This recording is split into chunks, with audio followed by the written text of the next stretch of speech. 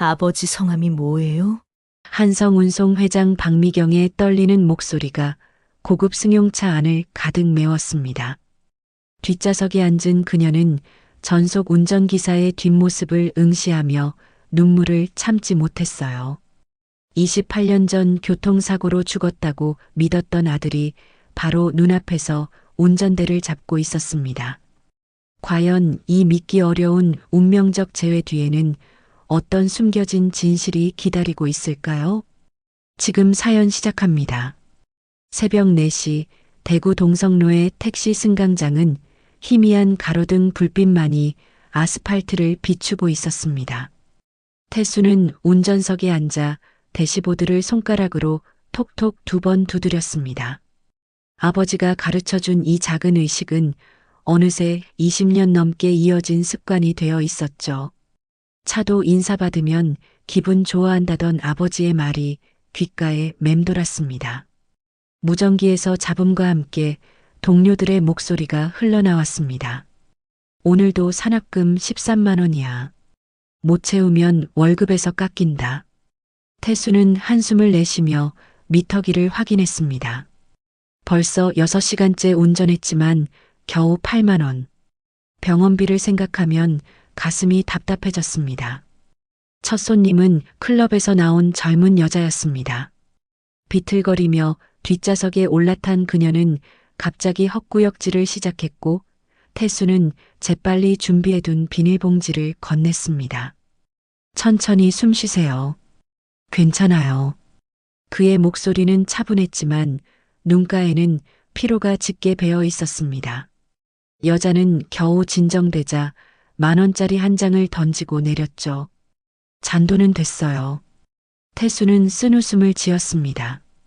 팁이라도 감사해야 하는 처지였으니까요. 동료 기사 박 씨가 무전으로 말했습니다. 태수야, 들었어? 김 기사 자살했대. 빚 독촉 못 이겨서. 태수의 손이 핸들을 꽉 쥐었습니다. 남의 일 같지 않았죠. 그도 벼랑 끝에 서 있었으니까요. 병원 주차장에 도착한 태수는 시계를 확인했습니다. 5시 30분. 운전석을 뒤로 젖히고 10분만 눈을 붙이기로 했습니다. 하지만 아버지 생각에 잠은 오지 않았죠. 주머니에서 휴대폰을 꺼내 병원비 독촉 문자를 다시 읽었습니다. 300만 원. 다음 주까지 내지 못하면 퇴원 조치한다는 경고였습니다. 태수는 눈을 감고 이마를 핸들에 기댔습니다. 막막했어요. 택시 운전으로는 모으기 힘든 돈이었습니다. 병실로 향하는 복도는 소독약 냄새가 코를 찔렀습니다. 병실 앞에서 태수는 잠시 멈춰섰습니다. 문손잡이를 잡기 전 그는 허공에 손을 들어 대시보드를 두드리는 신용을 했습니다. 아버지와의 작은 약속이었죠. 문을 열자 준수가 기침소리에 잠을 깼습니다. 휴지에는 붉은 피가 묻어나왔지만 준수는 재빨리 그것을 쓰레기통에 숨겼습니다. 일찍 왔네. 준수의 목소리는 쉰 듯 갈라져 있었습니다. 태수는 아버지 이마에 손을 댔습니다. 열이 있었죠. 괜찮으세요? 준수는 애써 미소를 지었습니다. 괜찮아. 나 때문에 고생하는 게 미안할 뿐이야. 창밖으로 한성운송 본사 건물의 네온 사인이 새벽 안개 속에서 흐릿하게 빛나고 있었습니다. 준수의 시선이 그곳에 멈췄습니다. 그의 눈빛에는 태수가 이해할 수 없는 복잡한 감정이 스쳐 지나갔죠. 후회일까요? 그리움일까요? 저 회사는. 준수가 중얼거렸지만 끝맺지 못했습니다. 간호사가 들어와 차트를 확인했습니다. 보호자님, 원무과에서 연락 오셨어요. 병원비 문제로요. 태수는 고개를 끄덕였습니다. 간호사가 나간 후 준수가 힘겹게 말했습니다. 태수야, 내가 미안하다. 태수는 아버지의 거친 손을 잡았습니다. 무슨 말씀이세요? 제가 모셔야죠. 준수의 눈가가 붉어졌습니다. 무언가 하고 싶은 말이 있는 것 같았지만 입술만 달싹일 뿐이었습니다. 병원 구내식당은 아침 7시가 되자 사람들로 붐비기 시작했습니다. 태수는 구석 테이블에 앉아 3,500원짜리 김밥을 천천히 씹었습니다. 찬밥에 단무지와 햄이 들어간 김밥이었지만 그에게는 소중한 한 끼였죠. 벽에 걸린 TV에서는 아침 뉴스가 흘러나왔습니다. 한성운송 박미경 회장이 업계 최초 여성 CEO 20년을 맞았습니다. 택시회사를 물려받아 종합운송그룹으로 키운 그녀의 성공 스토리는 아나운서의 목소리가 식당에 울려 퍼졌습니다. 화면에는 단정한 정장을 입은 중년 여성이 카메라를 향해 미소 짓고 있었어요. 그 순간 준수가 들어왔습니다. 링거 스탠드를 끌고 천천히 걸어오던 그가 TV를 보자 갑자기 멈춰 섰습니다. 손에 들고 있던 물컵이 바닥에 떨어져 깨졌고 준수의 얼굴은 하얗게 질려 있었죠. 아버지, 태수가 황급히 일어나 준수를 부축했습니다. 괜찮아, 괜찮아. 준수는 떨리는 손으로 태수를 밀어냈습니다. 하지만 그의 시선은 여전히 TV 화면에 못 박혀 있었어요. 그 회사는 절대로. 준수가 중얼거렸지만 말을 끝맺지 못했습니다. 태수는 아버지를 의자에 앉히고 물을 가져다 드렸습니다. 왜 한성운송만 보면 그러세요? 무슨 일이 있었던 거예요? 태수의 목소리에는 답답함이 묻어났습니다. 28년을 함께 살았지만 아버지에게는 여전히 모르는 부분이 너무 많았어요. 준수는 낡은 지갑을 꺼내 만지작거렸습니다. 그러다 지갑 안쪽 주머니에서 무언가가 떨어졌죠. 찢어진 사진 조각이었습니다. 여자의 손 일부분만 보이는 흑백 사진. 태수가 그것을 집어들려 하자 준수가 재빨리 낚아챘습니다. 엄마 사진이에요? 태수가 조심스럽게 물었습니다. 준수의 눈가가 붉어졌어요. 내 엄마는 내가 태어날 때 죽었어. 출산 중에. 그의 목소리는 떨렸고 태수는 그것이 거짓말임을 직감했습니다. 옆 테이블에서 식사하던 노인이 그들의 대화를 듣고 끼어들었습니다. 자식은 부모를 선택할 수 없지만 인생은 선택할 수 있어요. 젊은이, 당신 인생은 당신이 만드는 거야. 노인의 말에 준수가 고개를 들었습니다. 혈연보다 중요한 건 선택이야, 태수야. 준수의 목소리가 갑자기 단호해졌습니다. 내가 어떤 선택을 하든 그게 너의 인생을 만들어. 기억해. 그 말에는 무언가 간절한 호소가 담겨 있었죠. 병실로 돌아온 준수는 서랍을 열어 편지 봉투를 꺼냈습니다. 태수에게라고 적힌 봉투를 한참 바라보다가 다시 서랍 깊숙이 넣었습니다. 태수는 복도에서 그 모습을 지켜보았어요. 아버지가 무언가 숨기고 있다는 확신이 들었습니다. 복도에서 의사와 간호사가 나누는 대화가 들려왔습니다. 이준수 환자, 폐암 사기예요. 이제 시간이 얼마 안 남았어요. 3개월? 길어야 6개월. 태수의 다리에 힘이 풀렸습니다. 벽에 기대어 겨우 서 있을 수 있었죠. 아버지가 자신에게 병의 심각성을 숨기고 있었던 것입니다. 오후 2시, 태수는 다시 택시 운전대를 잡았습니다. 12시간 교대 근무의 후반부가 시작된 것이죠. 택시 회사 사무실에서 사장이 고함을 질렀습니다. 이태수, 어제 산업금 8만 원? 장난하냐? 오늘도 13만 원 못 채우면 내일부터 나오지 마. 사장의 침이 태수 얼굴에 튀었지만 그는 고개만 숙일 뿐이었습니다. 무전기에서 충격적인 소식이 들려왔습니다. 김 기사 자살했대. 어젯밤에 한강다리에서. 동료의 목소리가 떨렸어요. 비톡촉 전화가 하루에 100통씩 왔다더라. 가족도 떠나고. 태수의 손이 핸들을 꽉 쥐었습니다. 자신도 그 벼랑 끝에 서 있다는 사실이 가슴을 짓눌렀죠. 같은 시각 대구 도심의 한성운송 본사 회장실에서는 미경이 서류를 검토하고 있었습니다. 비서가 조심스럽게 물었어요. 회장님, 오늘도 가시나요? 미경은 고개를 끄덕였습니다. 매년 이맘때면 빠지지 않고 가는 곳이 있었죠. 검은 세단이 대구 외곽선산 공동묘지에 도착했습니다. 미경은 하얀 국화 다발을 들고 천천히 걸었어요. 사랑하는 남편 김준호, 아들 김태성이라고 새겨진 비석 앞에 섰습니다. 그녀의 눈가가 젖어들었죠. 여보, 태성아. 오늘도 왔어. 벌써 28년이야. 미경의 목소리는 떨렸습니다. 오늘은 태성의 생일이었어요. 매년 이날만큼은 반차를 내고 이곳을 찾았습니다.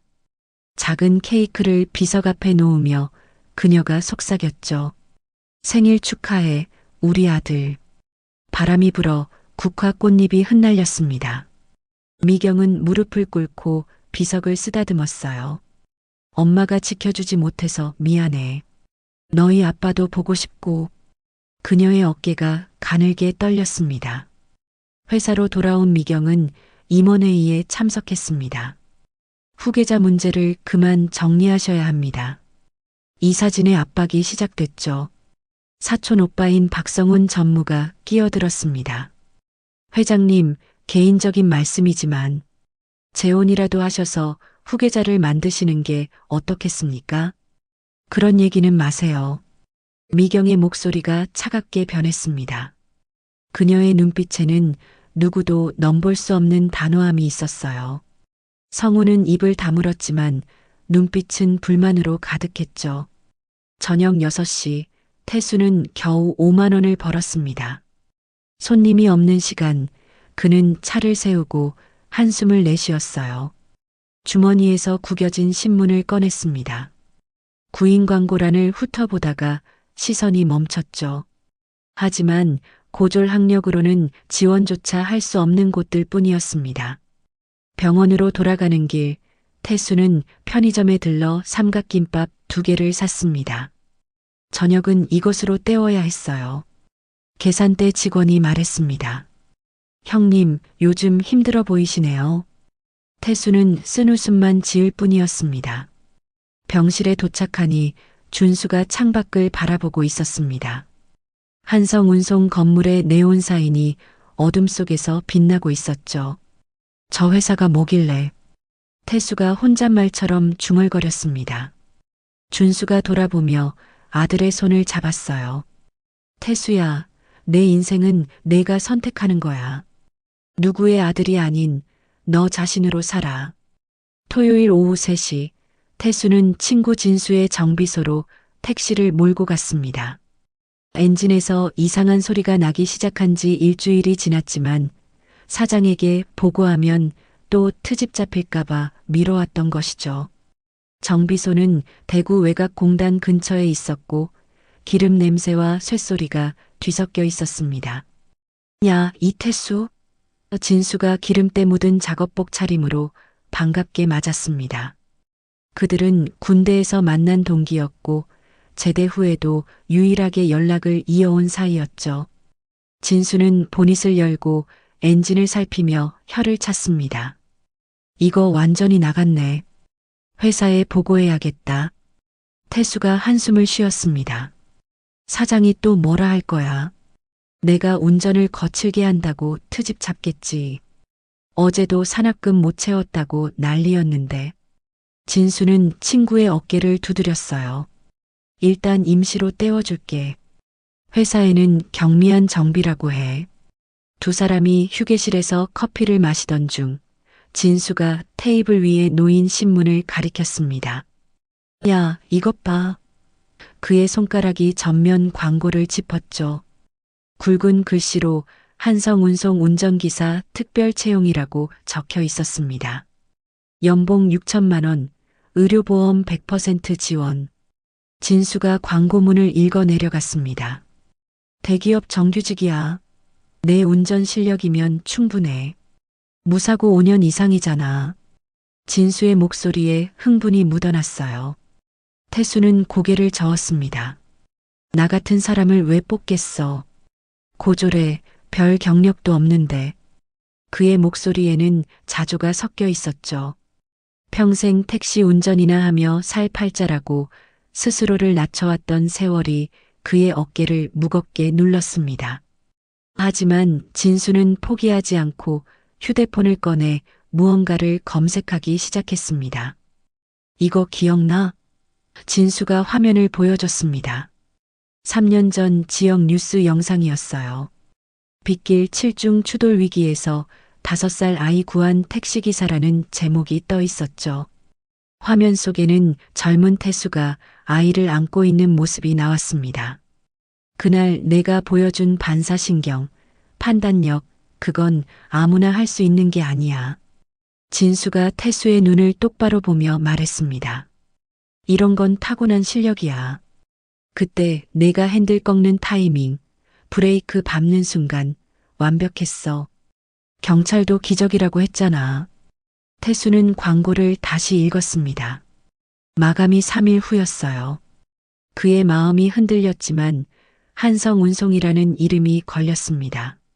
아버지가 그토록 싫어하는 회사, TV만 나와도 채널을 돌리고 이름만 들어도 인상을 찌푸리던 그 회사였죠. 응시 자격 좀 더 자세히 봐. 진수가 광고 하단을 가리켰습니다. 5년 이상 무사고, 운전 경력 증명서, 고졸 이상 학력. 너 야간 때 나왔잖아. 완벽해. 진수는 태수가 야간 대학을 다니며 얼마나 고생했는지 알고 있었어요.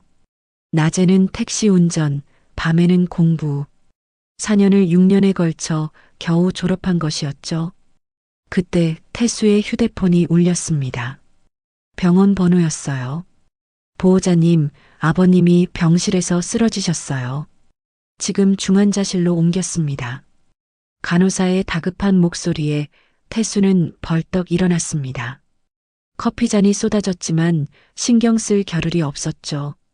병원으로 달려간 태수는 중환자실 앞에서 의사를 만났습니다. 급성 폐부종이었어요. 다행히 안정됐지만 상태가 급격히 나빠지고 있습니다. 의사의 표정이 심각했죠. 솔직히 말씀드리면 이대로는 3개월도 버티기 힘들어요. 그리고 치료비가 계속 밀리고 있는데 다음 주까지 해결 안 되면 퇴원 조치해야 합니다. 중환자실 유리창 너머로 준수가 보였습니다. 산소 마스크를 쓴 채 각종 기계에 연결되어 있었죠. 면회 시간에 잠시 들어간 태수를 보자 준수가 눈을 떴어요. 희미한 의식 속에서도 아들을 알아본 것입니다. 태수의 손을 잡고 힘겹게 말했습니다. 그 회사는 가지 마라. 마치 태수의 생각을 읽은 것 같았습니다. 왜요, 아버지? 왜 한성운송만은 안 되는 거예요? 태수의 목소리에 절박함이 묻어났습니다. 아버지를 살리려면 돈이 필요했고 그 돈을 벌 수 있는 유일한 기회가 바로 이것이었는데 준수는 눈을 감고 고개를 돌렸어요. 그곳은 우리 같은 사람이 갈 곳이 아니야. 너무 높은 곳이야. 밤 10시 태수는 병원 복도 벤치에 앉아 진수와 통화했습니다. 아버지가 반대하신데도 일단 서류는 내. 붙고 나서 고민해도 늦지 않아. 진수의 조언이 현실적이었죠. 내 아버지도 이상해. 무슨 사연이 있는 것 같은데. 태수는 병원 1층 편의점에서 이력서를 출력했습니다.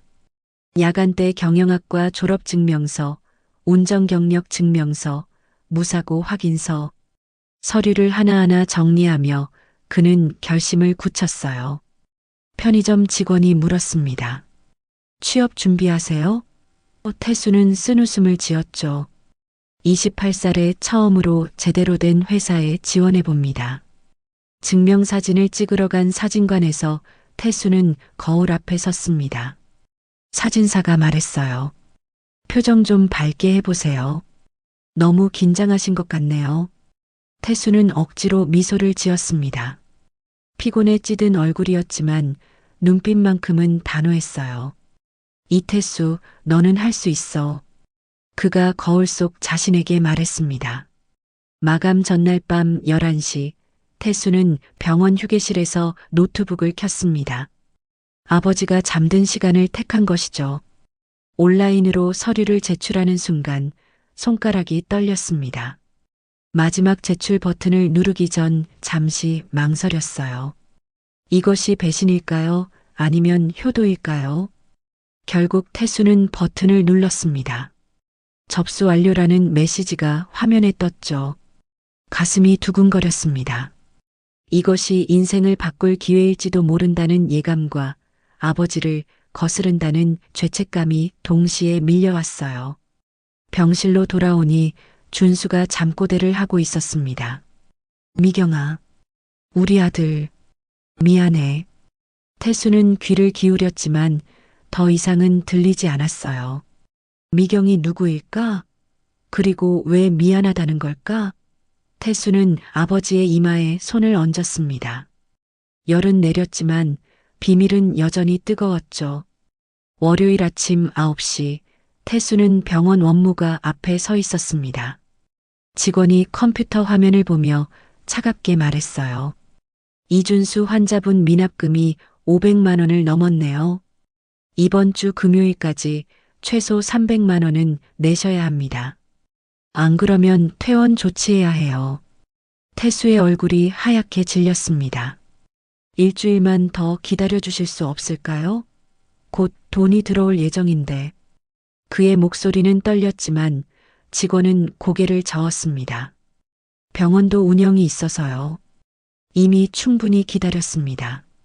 정 어려우시면 의료사회복지사 상담이라도 받아보세요. 복도를 걸으며 태수는 주먹을 꽉 쥐었습니다. 택시 운전으로 일주일에 300만 원을 벌 수는 없었죠. 하루에 15시간씩 운전해도 하루 매출은 20만 원, 거기서 산업금 내고 나면 손에 쥐는 건 7만 원 정도. 한성 운송 채용 결과가 나오려면 최소 2주는 걸릴 텐데. 막막함이 그의 가슴을 짓눌렀습니다. 중환자실에서 일반 병실로 옮겨진 준수는 창밖을 바라보고 있었습니다. 병실 창문으로 보이는 한성운송 건물의 간판이 아침 햇살에 반짝였죠. 태수가 들어오자 준수는 시선을 돌리며 억지로 미소를 지었어요. 괜찮아 보이네. 하지만 태수는 알고 있었습니다. 아버지의 얼굴은 어제보다 더 수척해졌고 숨소리는 더 거칠어졌다는 것을. 아버지, 한성운송에 대해 좀 말해주세요. 태수가 조심스럽게 꺼냈습니다. 준수의 표정이 굳어졌어요. 왜 자꾸 그 회사를 물어? 그의 목소리에는 두려움이 섞여 있었습니다. 손가락이 미세하게 떨렸고 시선은 불안하게 흔들렸죠. 제가 거기 지원했어요. 태수의 고백에 준수가 벌떡 일어나려 했지만 기침이 터져 나왔습니다. 피가 섞인 가래를 휴지에 뱉으며 그가 힘겹게 말했죠. 취소해. 당장 취소하라고. 왜요? 왜 한성운송만은 안 되는 거예요? 태수의 목소리가 높아졌습니다. 아버지를 살리려면 돈이 필요해요. 금요일까지 300만 원을 내야 한다고요. 그 회사 들어가면 연봉이 6천만 원이에요. 의료보험도 다 지원해 준다고요. 준수의 눈에서 눈물이 흘렀습니다. 그곳은 우리 같은 사람이 갈 곳이 아니야. 너무 높은 곳이야. 내가 다칠 거야. 그는 무언가 더 말하고 싶어 했지만 입술만 달싹일 뿐이었습니다. 침대 시트를 움켜쥔 그의 손등에 핏줄이 도드라졌어요. 저녁 7시 태수는 진수를 만났습니다. 병원 근처 작은 식당에서 저렴한 김치찌개를 먹으며 진수가 말했어요. 너희 아버지 반응이 너무 이상해. 뭔가 과거에 안 좋은 일이 있었던 것 같은데. 혹시 예전에 한성운송에서 일하신 거 아니야? 태수는 고개를 저었습니다. 아니, 아버지는 계속 시내버스 기사셨어. 근데 28년 전에 영주로 이사 왔다고 하셨거든. 그전 일은 절대 말 안 하셔. 그는 숟가락을 내려놓고 한숨을 쉬었죠. 어쨌든 이미 지원했어. 이제 와서 포기할 수 없어. 진수가 소주잔을 내려놓으며 말했습니다. 너도 알아봤어? 한성운송 박미경 회장 말이야. 독신이래. 28년 전에 남편이랑 아들을 사고로 잃었다더라. 그 후로 일에만 매달려서 지금의 대기업을 만든 거지. 태수의 손이 멈췄습니다. 28년 전 아버지가 영주로 이사 온 시기와 같았죠. 우연의 일치일까요? 그는 고개를 흔들었습니다. 쓸데없는 상상이었어요. 그날 밤 10시 태수는 병원 휴게실에서 이력서를 다시 확인했습니다. 야간대 경영학과 졸업 증명서를 보며 지난 6년의 시간이 떠올랐어요.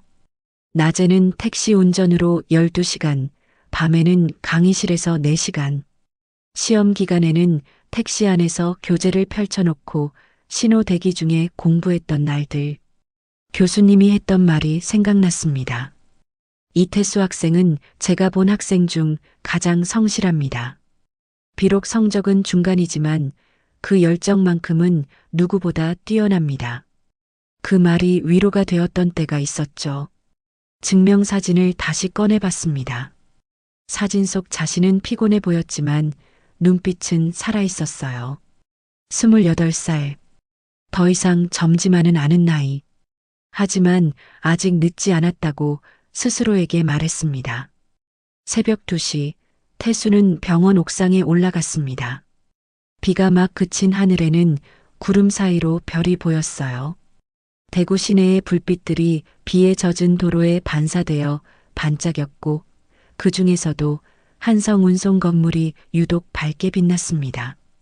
그는 주머니에서 휴대폰을 꺼내 한성운송 홈페이지를 열었어요. 접수 확인 버튼을 누르자 자신의 이름이 떴습니다. 이태수 접수 완료. 그 아래 작은 글씨로 서류 심사 중이라고 떠 있었죠. 미안해요, 아버지. 태수가 밤하늘을 향해 중얼거렸습니다. 하지만 저는 아버지를 살려야 해요. 그게 제 선택이에요. 아버지가 말씀하신 대로 혈연보다 중요한 건 선택이니까요.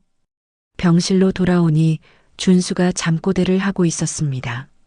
미경아, 우리 아들 지켜줘. 내가 못 지켜서 미안해. 돈 때문에 떠난 게 아니야. 태수는 아버지 곁에 앉아 그 말을 곱씹었어요. 미경이 누구일까? 어머니 이름일까? 그리고 돈 때문에 떠난 게 아니라니 무슨 의미일까? 태수는 준수의 손을 잡았습니다. 거칠고 마른 손이었지만 여전히 따뜻했어요. 손등의 정맥이 파랗게 도드라져 보였고 점점 야위어가는 것이 느껴졌죠. 아버지, 저는 제 이름으로 살 거예요. 이태수라는 이름으로. 누구의 아들이 아닌 저 자신으로요. 다음 날 아침 태수는 택시를 운전하며 라디오를 들었습니다. 한성운송이 올해 대규모 채용을 진행한다고 합니다. 박미경 회장은 현장 경험이 풍부한 인재를 원한다고 밝혔는데요. 특히 운전기사직은 경력자를 우대한다고. 태수는 라디오를 껐습니다. 이미 주사위는 던져졌어요. 이제는 결과를 기다리는 일만 남았습니다. 신호등이 빨간불로 바뀌자 그는 습관적으로 대시보드를 2번 두드렸습니다. 톡톡. 아버지가 가르쳐준 이 작은 의식이 어쩌면 행운을 가져다 줄지도 모른다는 생각이 들었죠. 목요일 아침 8시 태수의 휴대폰이 울렸습니다. 모르는 번호였지만 대구 지역 번호였죠. 이태수 님이신가요? 한성운송 인사팀입니다. 서류 심사를 통과하셨고 내일 오전 10시에 실기시험이 있습니다. 태수의 심장이 빠르게 뛰기 시작했습니다. 서류가 통과됐다니. 그는 떨리는 손으로 메모를 했어요. 한성운송 본사, 오전 10시 실기시험. 전화를 끊고 나서야 실감이 났습니다. 정말로 기회가 온 것이었죠. 하지만 동시에 죄책감도 밀려왔습니다. 아버지를 속이고 있다는 사실이 가슴을 짓눌렀어요.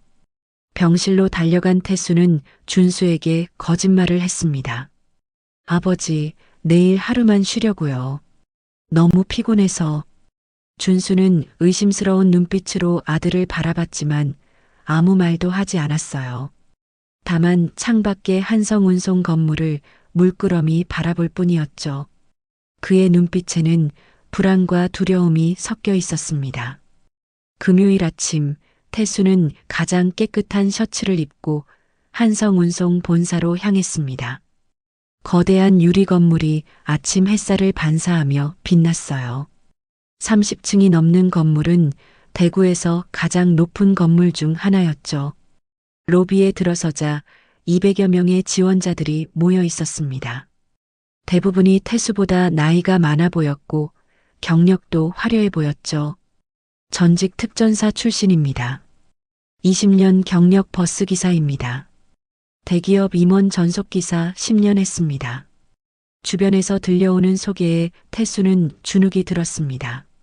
자신은 고작 회사 택시 기사에 불과했으니까요. 하지만 그는 주먹을 꽉 쥐고 마음을 다잡았습니다. 아버지를 위해서라도 포기할 수 없었죠.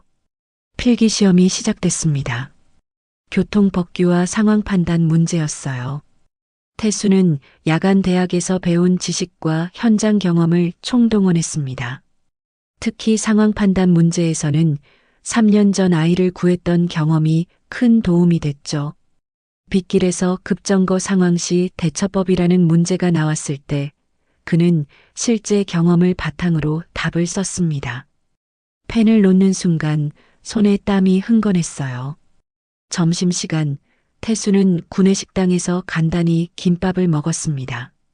주변의 지원자들은 서로 정보를 교환하며 친목을 다지고 있었지만 태수는 혼자 구석에 앉아 있었죠. 그는 주머니에서 아버지 사진을 꺼내봤습니다. 미안해요, 아버지.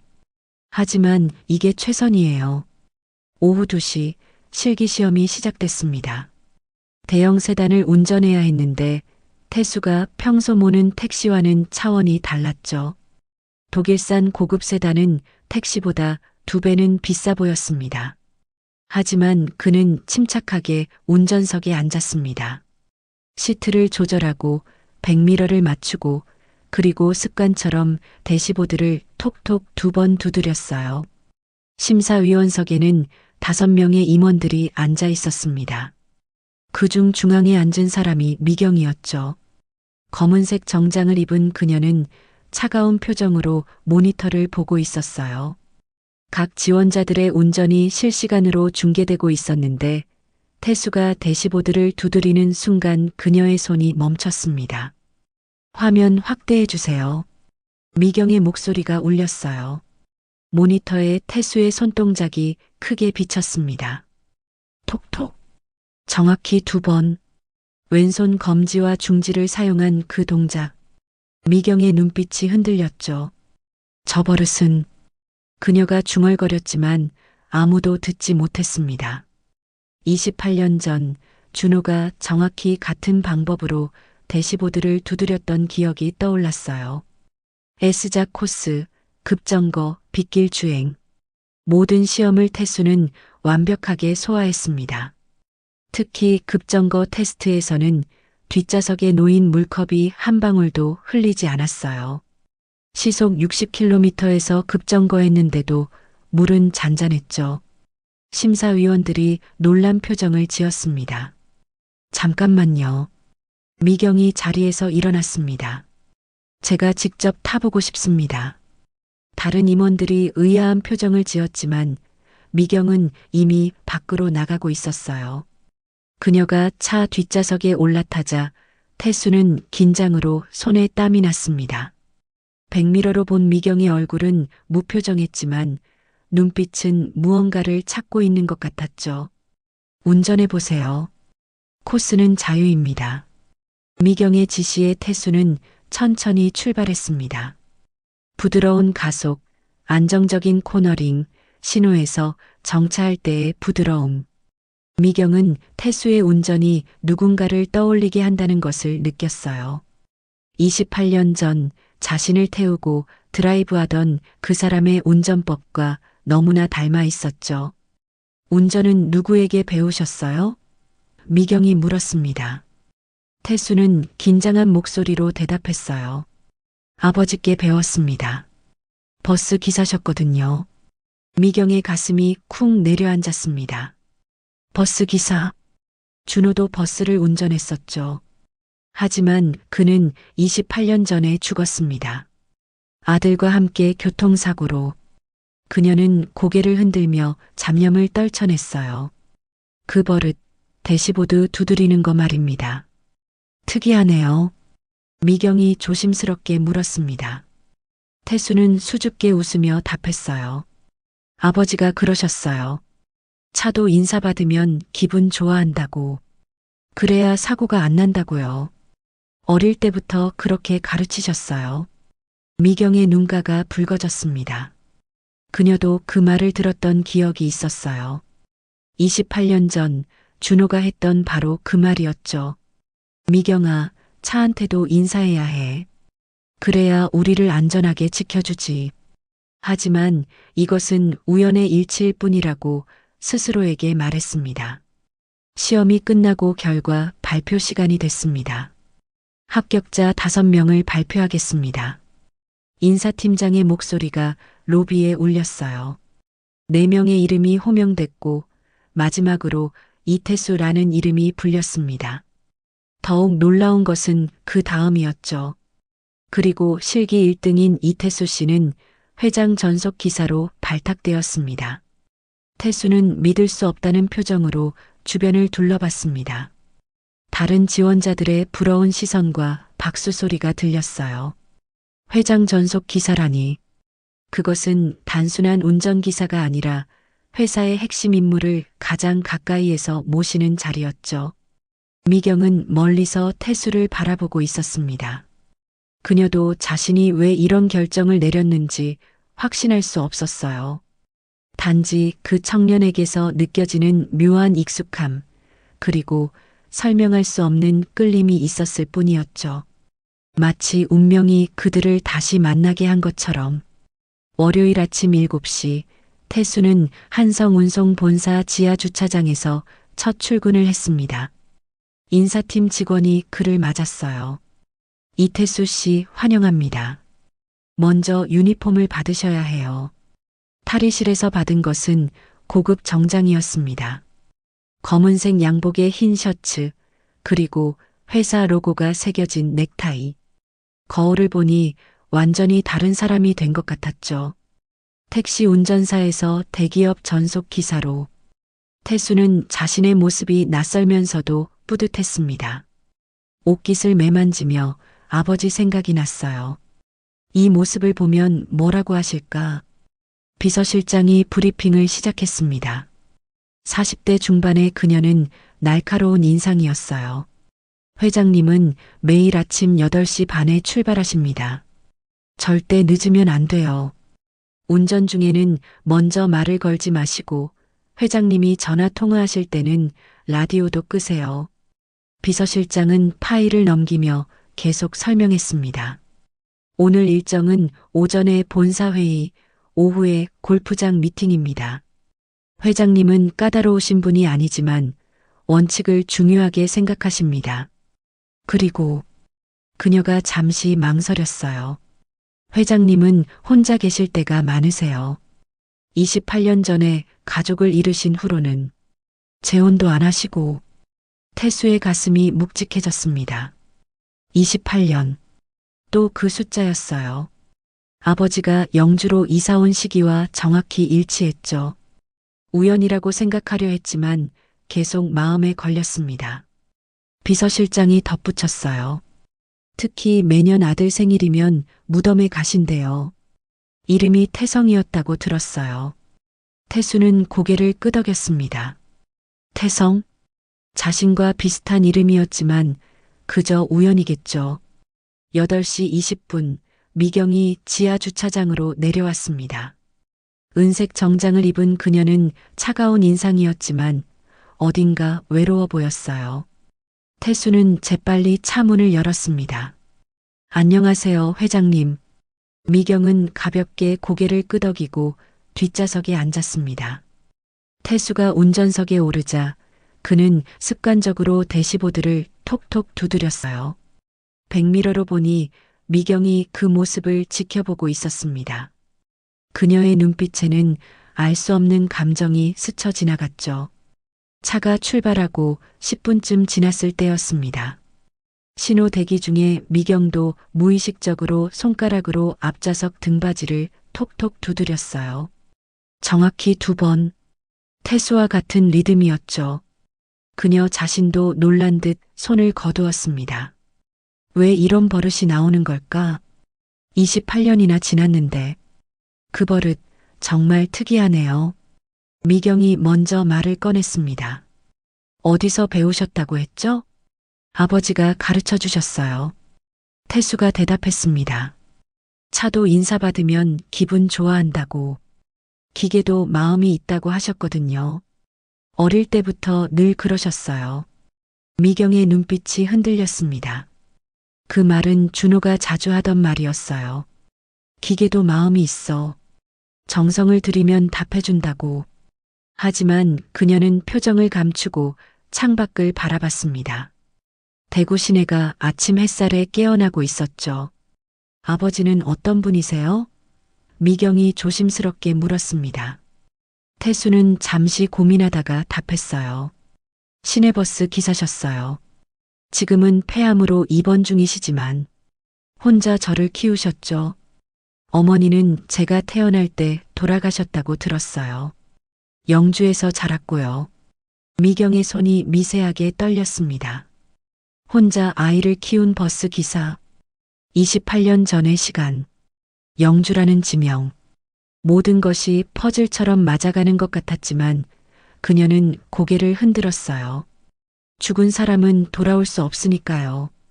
회사에 도착한 후 태수는 지하 주차장에서 차를 정비했습니다. 다른 기사들이 다가왔어요.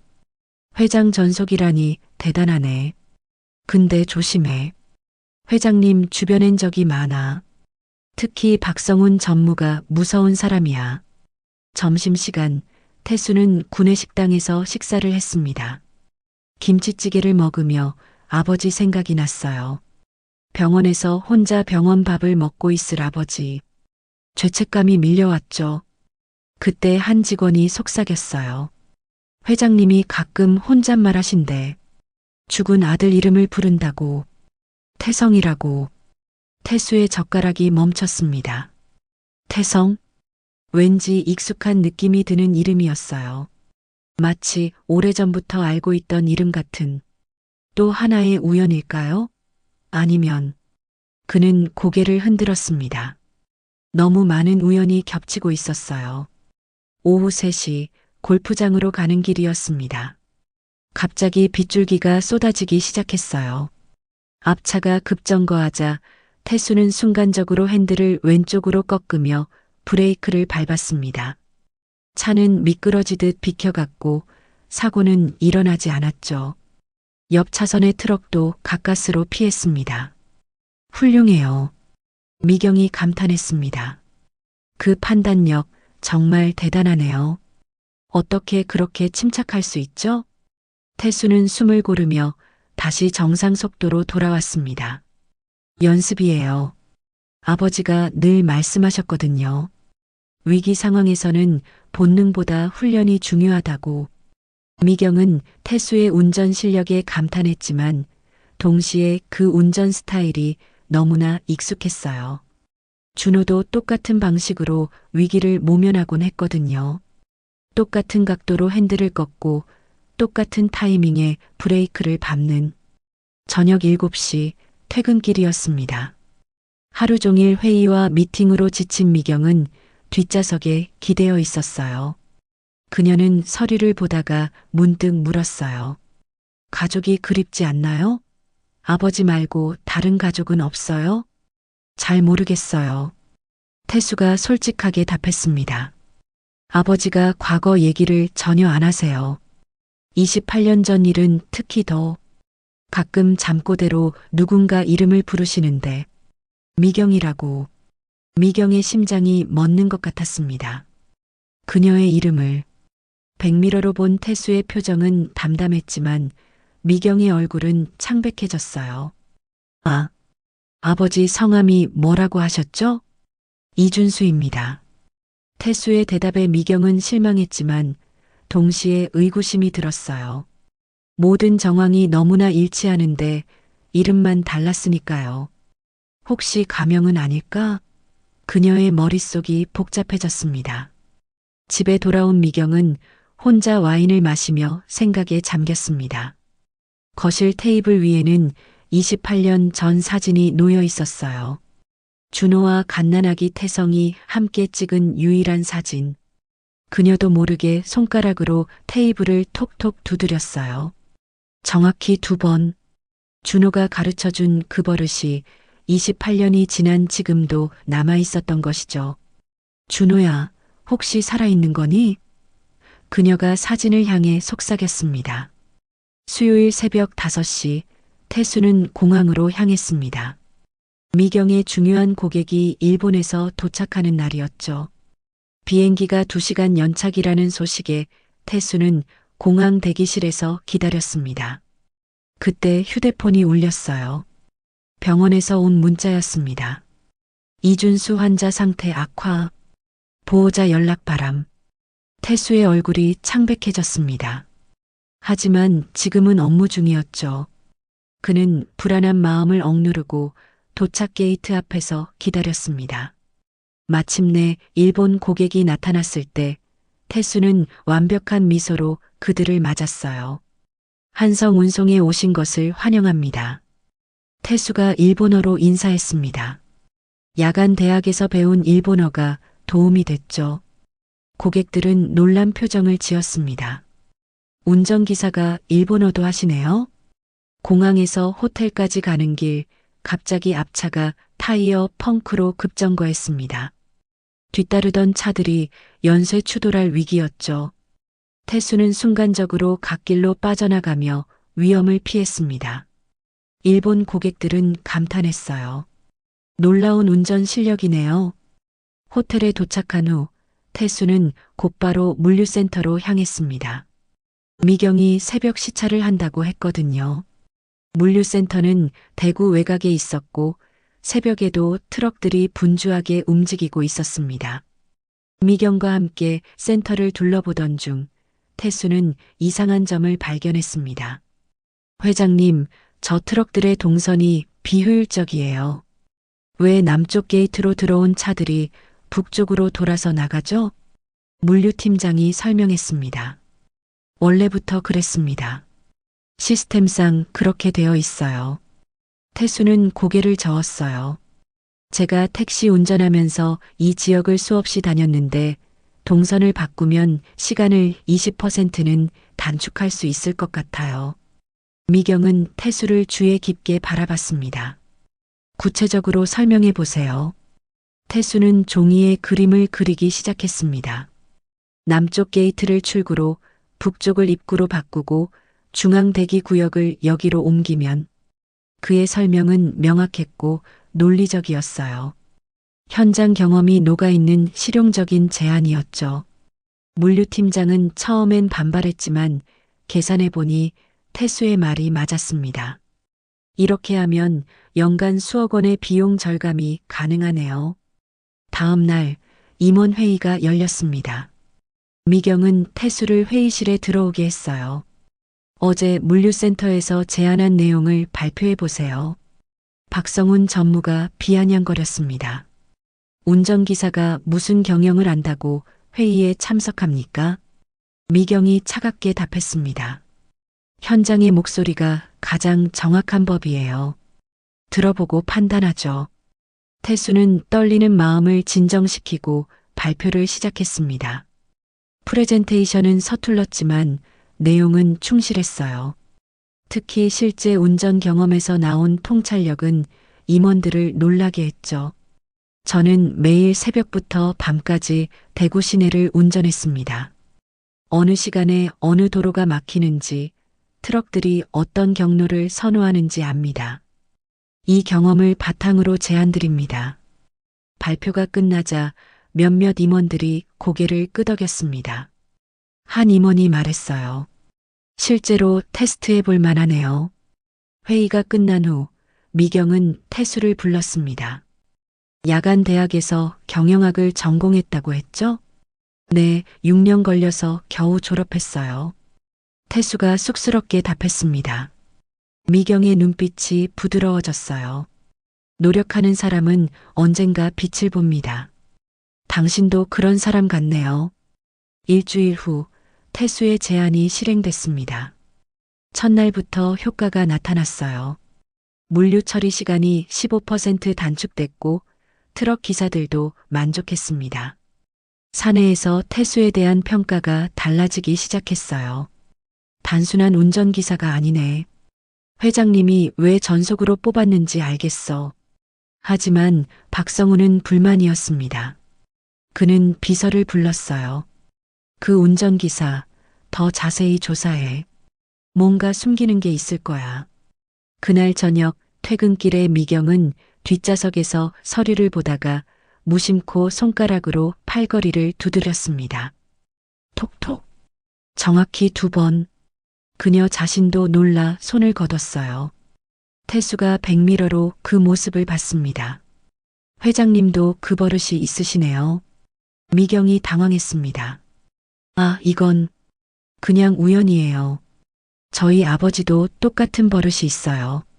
정확히 2번, 왼손 검지와 중지로. 태수의 말에 미경의 심장이 빠르게 뛰기 시작했습니다. 병원에 돌아온 태수는 준수의 상태를 확인했습니다. 의사가 말했어요. 폐에 물이 차고 있어요.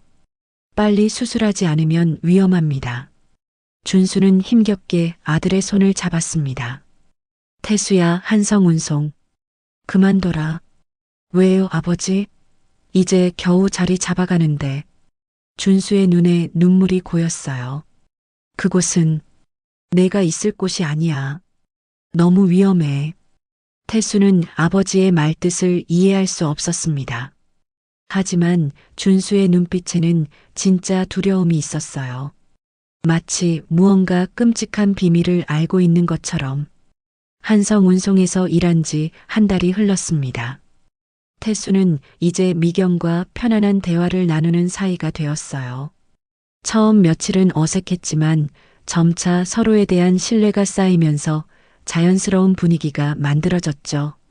오늘은 부산까지 장거리 출장이었습니다. 새벽 5시에 출발해서 오후 늦게 업무를 마쳤어요. 돌아오는 길에 미경이 말했습니다. 태수 씨, 경주 휴게소에서 잠깐 쉬어가요. 저녁 시간이니까 같이 식사해요. 회장님과 제가 함께 식사를요? 태수는 놀란 표정을 지었어요. 한 달 동안 일하면서도 이런 제안은 처음이었거든요. 가끔은 격식 차리지 말아요. 그냥 편하게 해요.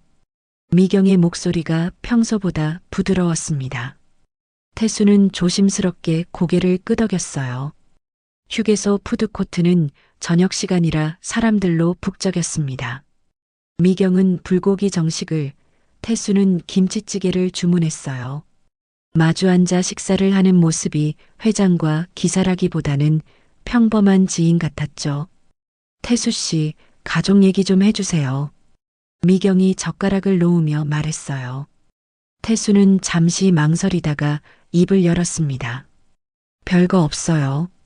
아버지랑 둘이 삽니다. 어머니는요? 제가 태어날 때 돌아가셨어요. 미경의 손이 살짝 떨렸습니다.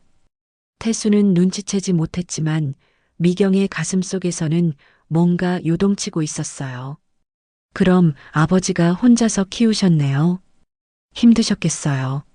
네, 아버지가 정말 고생 많이 하셨어요. 태수의 목소리에는 아버지에 대한 존경심이 묻어났습니다. 미경은 그의 표정을 유심히 봤어요. 뭔가 낯익은 느낌이 들었거든요. 아버지 성함은 뭐예요? 미경이 자연스럽게 물었습니다. 하지만 가슴은 빠르게 뛰고 있었어요. 이준수입니다. 태수가 담담하게 대답했습니다. 미경은 순간 숨이 막혔어요. 이준수, 그 이름이 귓가에서 맴돌았습니다. 하지만 준수는 흔한 이름이었죠. 우연의 일치일 수도 있었어요. 나이는 어떻게 되시나요? 미경의 목소리가 조금 떨렸습니다. 태수는 이상하게 생각하지 않았어요. 54살이에요. 미경의 심장이 더 빨라졌습니다. 54살이면 28년 전 그때와 정확히 맞아떨어졌어요. 하지만 아직 확신할 수는 없었습니다. 고향은 어디세요? 경북 영주에서 자랐어요. 아버지가 거기서 버스 기사로 일하셨거든요. 미경은 젓가락을 떨어뜨렸습니다. 딸각 소리가 푸드코트에 울렸어요. 경북 영주. 바로 준호가 마지막에 살던 곳이었습니다. 괜찮으세요? 태수가 깜짝 놀라며 물수건을 건넸어요. 미경은 애써 침착함을 유지했습니다. 아, 네. 미끄러졌나 봐요. 하지만 머릿속으로는 빠르게 계산하고 있었어요. 28년 전, 영주, 54살, 이준수, 모든 것이 맞아떨어지고 있었습니다. 혹시 아버지와 많이 닮으셨어요? 글쎄요. 사람들은 비슷하다고 하는데. 태수가 머리를 극적이며 웃었습니다. 그 순간 미경은 확신했어요. 그 표정, 그 웃음, 준호가 부끄러워할 때 보이던 바로 그 모습이었습니다. 어머니에 대한 기억은 전혀 없으시고요? 네, 아버지가 사진도 다 버리셨어요. 너무 그리워서 견딜 수 없다고 하시면서. 미경의 눈가가 촉촉해졌습니다. 준호도 그랬을 거예요. 자신을 그리워하며 힘들어했을 모습이 눈에 선했습니다. 생일은 언제세요? 미경의 마지막 질문이었어요. 이 대답으로 모든 것이 결정될 것 같았습니다. 8월 15일이에요. 미경은 거의 확신했습니다. 그날은 자신이 28년 전에 낳은 아들의 생일이기도 했거든요. 매년 그날이면 무덤을 찾아가 케이크를 놓고 생일을 축하해주던 바로 그날이었어요. 식사를 마치고 차로 돌아오는 길, 미경의 마음은 복잡했습니다. 정말 혹시 태수가 자신의 아들일까요? 하지만 확신하기에는 아직 이른 것 같았어요. 태수 씨, 네, 회장님. 당신과 일하게 되어서 정말 다행이에요. 미경의 목소리가 떨렸습니다. 태수는 뒷좌석의 미경을 룸미러로 바라보며 미소 지었어요. 저야말로 감사합니다. 아버지 병원비 때문에 정말 절망적이었는데. 아버지가 많이 아프세요? 폐암이에요. 수술해야 하는데 비용이. 미경은 가슴이 아팠습니다. 준호가 아프다니. 만약 태수가 정말 자신의 아들이라면 준호는 28년 동안 혼자서 아이를 키우며 얼마나 힘들었을까요? 회사에 도착한 후 미경은 곧바로 인사팀으로 가서 태수의 파일을 다시 확인했습니다. 생년월일을 보는 순간 심장이 멎는 것 같았어요. 1997년 8월 15일. 자신이 28년 전에 낳은 아들과 정확히 같은 날이었습니다. 미경은 사무실 의자에 주저앉았습니다. 28년 만에 아들을 찾은 걸까요? 아니면 단순한 우연의 일치일까요? 하지만 가슴 깊은 곳에서는 모성 본능이 속삭이고 있었어요. 저 청년이 바로 자신이 그토록 그리워했던 아들이라고. 내일은 더 자세히 알아봐야겠어요. 진실을 확인할 때가 왔습니다. 박성우는 자신의 사무실에서 비서에게 지시했습니다. 창밖으로 보이는 한성운송 본사 야경이 차갑게 빛나고 있었어요. 그 기사 신원을 철저히 조사해. 뭔가 수상해. 어떤 부분이 수상하다는 말씀이신가요? 비서가 조심스럽게 물었습니다. 박성우는 의자를 돌려 창밖을 바라보며 말했어요. 미경이 저런 식으로 직원을 특별 대우한 적이 없어. 28년간 지켜봤는데 처음이야. 박성훈의 눈빛이 날카로워졌습니다. 냉철하고 원칙적인 미경이 갑자기 한 기사에게만 특별한 관심을 보이는 것이 이상했거든요. 분명 뭔가 숨겨진 이유가 있을 거였어요. 이틀 후 비서가 조사 결과를 들고 왔습니다. 이상한 점을 발견했습니다. 이준수라는 이름으로 28년 전 기록을 찾아봤는데요. 뭘 발견했어? 주민등록상으로는 존재하지만 그 이전의 이력이 거의 없어요. 마치 28년 전에 갑자기 나타난 것처럼요. 박성우는 의자에 몸을 기댔습니다. 뭔가 큰 비밀이 숨어 있다는 직감이 들었어요. 그는 책상 서랍에서 오래된 신문 스크랩을 꺼냈습니다. 혹시 이 교통사고 기사와 관련이 있을까? 28년 전 김준호라는 이름의 남성과 갓난아기가 교통사고로 사망했다는 작은 기사였어요. 박성우는 이 기사를 우연히 보관하고 있었습니다. 그때 태수는 병원에서 충격적인 소식을 듣고 있었어요. 준수의 상태가 급격히 악화된 거였습니다. 환자분 상태가 심각합니다. 폐암이 뇌로 전이됐어요. 의사의 무거운 목소리가 복도에 울렸습니다. 태수는 다리에 힘이 빠져 벽에 기댔어요. 복도의 차가운 형광등이 얼굴을 창백하게 만들었습니다. 수술하면 살 수 있나요? 태수의 목소리가 떨렸어요. 의사는 고개를 천천히 끄덕였습니다. 지금 당장 수술하지 않으면 3개월도 힘들어요. 하지만 수술비가 만만치 않습니다. 얼마나 들어요? 5천만 원은 준비하셔야 해요. 그것도 선납으로요. 태수는 머리가 어지러웠습니다. 5천만 원. 평생 모아도 만들 수 없는 돈이었어요. 병원 벽에 붙은 수납 안내문의 글자들이 흐릿하게 보였습니다. 그날 밤 태수는 대구 시내 모든 은행을 찾아다녔어요. 시내 은행가를 하나씩 돌아다니며 대출 상담을 받았지만 결과는 모두 거절이었습니다. 죄송합니다. 담보가 부족해요. 신용도가 낮아서 어렵습니다. 소득 증명이 부족해요. 차가운 거절의 말들이 태수의 가슴을 짓눌렀습니다. 새벽 2시가 넘어서야 집으로 돌아왔는데 절망감이 온몸을 휘감았어요. 다음 날 아침 박성우는 조사 결과를 핵심 임원들에게 보고했습니다. 수상한 기사 때문에 회장님이 감정적으로 판단하고 계십니다. 이는 회사 경영에 악영향을 줄 수 있어요. 구체적으로 어떤 위험이 있다는 건가요? 한 임원이 물었습니다. 박성우는 자료를 펼쳐 보이며 말했어요. 신원이 불분명한 사람을 핵심 직책에 두는 것 자체가 위험합니다. 더욱이 회장님의 개인적 감정이 개입된 것 같아요. 임원들 사이에서 수군거림이 일었습니다. 회사 경영에 개인 감정이 개입되는 것을 우려하는 목소리들이었어요. 한편 미경은 태수를 더욱 세심히 관찰하고 있었습니다. 며칠 전부터 그의 표정이 어두워진 것을 눈치챘거든요. 평소보다 말수도 줄어들었고 가끔 한숨을 쉬는 모습도 보였어요. 운전 중에도 태수의 손이 미세하게 떨리는 것을 발견했습니다. 뭔가 큰 걱정거리가 있다는 걸 알 수 있었어요. 그의 모습에서 자꾸만 준호의 모습이 겹쳐 보였습니다. 하지만 미경은 여전히 혼란스러웠어요. 준호와 태성은 28년 전 교통사고로 죽었다고 생각했거든요. 매년 그들의 무덤을 찾아가 추도하고 있었는데 어떻게 살아있을 수 있을까요? 점심시간 태수는 미경에게 조심스럽게 말을 꺼냈습니다.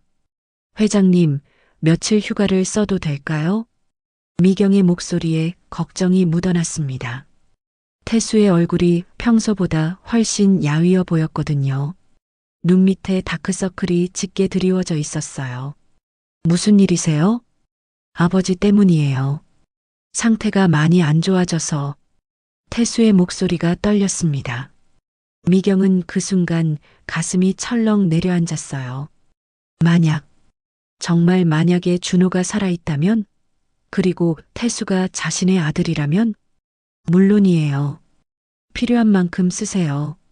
감사합니다. 태수가 깊게 고개를 숙였습니다. 미경은 가슴이 미어지는 것 같았어요. 오늘 저녁에는 무덤이 아닌 다른 곳을 확인해야 할 것 같았습니다. 그날 저녁 박성우는 더 구체적인 계획을 세웠습니다. 다음 이사회에서 이 문제를 제기하기로 결심했어요. 때가 왔어. 이번 기회에 미경의 입지를 흔들 수 있을 거야. 박성훈의 입가에 차가운 미소가 떠올랐습니다. 28년간 기다려온 기회가 드디어 온 것 같았어요. 태수는 병원 복도를 걸으며 절망감에 빠져 있었습니다. 아버지를 살릴 방법이 보이지 않았어요. 돈을 구할 곳도 없고 시간은 점점 줄어들고 있었습니다. 복도 끝 창문으로 보이는 석양이 유독 쓸쓸해 보였어요. 준수는 병상에서 태수를 바라보며 미안한 마음이 들었어요. 태수야, 괜찮다. 아버지는 이미 충분히 살았어. 그런 말씀하지 마세요. 반드시 수술 받으실 거예요. 태수의 눈에 눈물이 고였습니다. 준수는 아들의 손을 꼭 잡았어요. 거칠어진 손바닥에서 따뜻한 온기가 전해졌습니다. 미경은 회장실에서 고민에 빠져 있었습니다. 벽에 걸린 가족 사진을 바라보며 복잡한 심정이었어요. 28년간 죽은 줄 알았던 사람들이 혹시 살아있을 가능성을 생각하니 가슴이 두근거렸습니다. 그리고 박성훈이 뭔가 계획하고 있다는 것도 느끼고 있었어요. 조심스럽게 행동해야 할 때였습니다. 진실을 확인하기 전까지는 성급한 행동을 해서는 안 되었어요. 한성운송 본사 회의실에 긴급 이사회가 소집되었습니다. 오후 2시 평소보다 어두운 분위기가 회의실을 감쌌어요. 박성훈이 준비한 자료들이 테이블 위에 정리되어 있었습니다.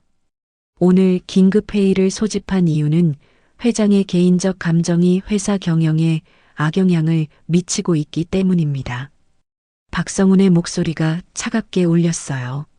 참석한 이사들이 서로 눈치를 보며 긴장한 표정을 지었습니다. 구체적으로 무슨 말씀이신가요? 한 이사가 조심스럽게 물었습니다. 박성훈은 태수의 인사 파일을 펼쳐 보이며 말했어요. 회장이 특별 대우하고 있는 기사, 김태수. 이 인물의 정체가 불분명합니다. 이사들이 서류를 들여다보기 시작했어요. 박성훈은 계속해서 설명했습니다. 아버지 이름이 이준수라고 되어 있는데 28년 전 기록을 찾아보니 공식적인 문서가 거의 없어요. 마치 그때 갑자기 나타난 것처럼요. 그게 무슨 문제가 되나요? 더 심각한 것은 회장이 이 기사에게만 특별한 관심을 보이고 있다는 점입니다. 심지어 임원회의에까지 참관시켰어요. 이사들 사이에서 수군거림이 일기 시작했습니다. 회사 기밀이 외부로 유출될 위험성에 대한 우려의 목소리들이었어요. 회장의 사적인 감정이 회사 경영에 개입되고 있습니다. 이는 주주들의 신뢰를 떨어뜨릴 수 있어요. 박성훈의 주장에 몇몇 이사들이 고개를 끄덕였습니다. 그때 미경이 회의실로 들어왔어요. 무슨 일로 긴급회의를 소집했나요? 미경의 목소리는 평온했지만 분위기가 심상치 않다는 걸 직감했습니다. 박성훈이 일어서며 말했어요. 회장님의 개인적 판단이 회사에 미치는 영향에 대해 논의하고 있었습니다. 제 개인적 판단이요? 김태수라는 기사에 대한 특별 대우 말입니다. 신원이 불분명한 인물을 핵심 직책에 두는 것은 위험해요. 미경은 순간 당황했지만 침착함을 유지했습니다. 하지만 이사들의 시선이 모두 자신에게 집중되어 있다는 걸 느꼈어요. 김태수 기사는 능력으로 선발된 직원입니다. 특별 대우라는 표현은 부적절해요. 그럼 왜 임원회의에 기사를 참관시켰나요? 그런 전례가 있었나요? 박성훈의 날카로운 질문에 미경은 답변하기 어려웠습니다. 정말로 태수에게 특별한 관심을 보였던 게 사실이었거든요. 현장의 목소리를 듣기 위해서였습니다. 그렇다면 다른 기사들도 참관시켜야 하는 거 아닌가요? 왜 유독 김태수만요? 미경은 할 말을 잃었습니다. 이사들의 표정이 점점 의심스럽게 변해갔어요. 결정하겠습니다. 김태수 기사는 오늘 즉시 해고 처리하겠어요. 한 이사가 말했습니다. 미경은 깜짝 놀라며 반박하려 했지만 이미 분위기는 기울어진 상태였어요. 회사의 신뢰성을 위해서는 어쩔 수 없는 조치입니다. 이사들의 결정이 내려졌습니다. 미경은 어떻게 막아야 할지 몰랐어요. 태수가 자신의 아들일 가능성이 높다고 확신하고 있었지만 아직 확실한 증거가 없었거든요. 1시간 후 태수는 인사팀으로 호출되었습니다. 인사팀장이 차가운 표정으로 해고 통지서를 내밀었어요. 김태수 씨, 회사 사정으로 오늘부로 계약을 해지합니다. 무슨 말씀이세요? 제가 뭘 잘못했나요? 태수는 당황한 목소리로 물었습니다. 인사팀장은 시선을 피하며 대답했어요. 상부의 결정입니다. 더 이상 설명드릴 수 없어요. 회장님은 뭐라고 하셨어요? 회장님도 동의하신 결정입니다. 태수는 믿을 수 없었습니다. 어제까지만 해도 자신을 신뢰하고 아껴주던 미경이 갑자기 해고를 결정했다니요. 제가 회장님께 직접 말씀드리겠습니다. 불가능합니다. 이미 결정된 사항이에요. 태수는 회장실로 향하려 했지만 경비원들이 막아섰습니다. 한 달 전까지만 해도 공손하게 인사하던 경비원들이 이제는 차가운 시선으로 바라보고 있었어요. 나가주세요. 더 이상 여기 계실 수 없습니다. 태수는 회사 건물 밖으로 쫓겨났습니다. 한 달간 입었던 정장을 벗고 개인 소지품을 담은 작은 박스를 들고 서 있었어요. 가을바람이 차갑게 불어왔습니다. 전 단지 아버지를 살리려고 했는데 태수는 혼잣말을 중얼거렸습니다. 눈물이 왈칵 쏟아졌어요. 아버지의 수술비를 마련할 수 있는 마지막 희망이 사라진 순간이었습니다. 한성운송 건물을 올려다보며 태수는 원망스러운 마음이 들었어요. 미경에게 실망감과 배신감이 몰려왔습니다. 그동안 쌓았던 신뢰가 한순간에 무너져 내렸어요. 회장실에서 미경은 창밖으로 태수가 떠나는 모습을 지켜보고 있었습니다. 가슴이 찢어질 것 같았어요. 만약 정말 태수가 자신의 아들이라면 또다시 자신의 손으로 아들을 멀리 보내는 것이었습니다. 이렇게 될 줄 알았으면 미경은 후회스러운 마음이 들었어요. 좀 더 신중하게 행동했어야 했는데 성급하게 태수에게 관심을 보인 것이 화근이었습니다. 박성우는 만족스러운 표정으로 창밖을 바라봤습니다. 계획이 성공적으로 진행되고 있었어요. 미경의 입지가 흔들리기 시작했고 자신의 영향력은 더욱 커질 것 같았습니다. 이제 진짜 시작이야. 박성훈의 입가에 음험한 미소가 떠올랐습니다. 그날 저녁 미경은 결심을 굳혔습니다. 더 이상 추측으로는 안 되겠어요. 직접 진실을 확인해야 했습니다. 태수의 인사 파일에서 병원 주소를 확인하고 대구로 향할 준비를 했어요. 28년 만에 준호를 만날 수도 있다는 생각에 가슴이 두근거렸습니다. 하지만 동시에 두려움도 밀려왔어요. 만약 정말 준호가 살아있다면 지난 28년간 자신이 얼마나 잘못 살아왔는지 깨닫게 될 테니까요. 태수는 병원으로 돌아가는 길에 절망감에 빠져 있었습니다. 아버지에게 어떻게 말해야 할지 막막했어요. 마지막 희망마저 사라진 상황에서 준수에게 무슨 말을 할 수 있을까요? 병실 앞에 서서 한참을 망설였습니다. 문을 열고 들어가기가 두려웠어요. 준수의 기대에 찬 눈빛을 마주하기 힘들었거든요. 미경은 대구 동산병원 주차장에 차를 세우고 한참을 머뭇거렸습니다. 저녁 8시 병원 건물에는 따뜻한 불빛이 켜져 있었어요. 28년 만에 준호를 만날 수도 있다는 생각에 가슴이 두근거렸습니다. 핸드백을 꽉 움켜쥐고 병원 로비로 들어갔어요. 안내 데스크에서 이준수라는 이름으로 입원 환자를 찾았습니다. 7층 712호라는 답을 듣는 순간 다리가 후들거렸어요. 엘리베이터 안에서 미경은 거울에 비친 자신의 모습을 봤습니다. 28년 전 24살의 어린 미경이 아닌 52살의 중년 여성이 서 있었어요. 준호가 자신을 알아볼까요? 7층에 도착해서 복도를 걸어가는 발걸음이 무거웠습니다. 간호사들이 분주히 움직이고 있었고 환자 가족들의 걱정스러운 목소리가 들렸어요. 712호 병실 앞에 도착했을 때 미경은 심호흡을 했습니다. 문 앞에서 한참을 망설였어요. 손을 들어 놓고 하려다가 다시 내렸습니다. 만약 정말 준호가 맞다면 무슨 말을 해야 할까요? 28년간의 오해와 그리움을 어떻게 설명할 수 있을까요? 용기를 내어 문을 살짝 열었습니다. 병실 안은 조용했어요.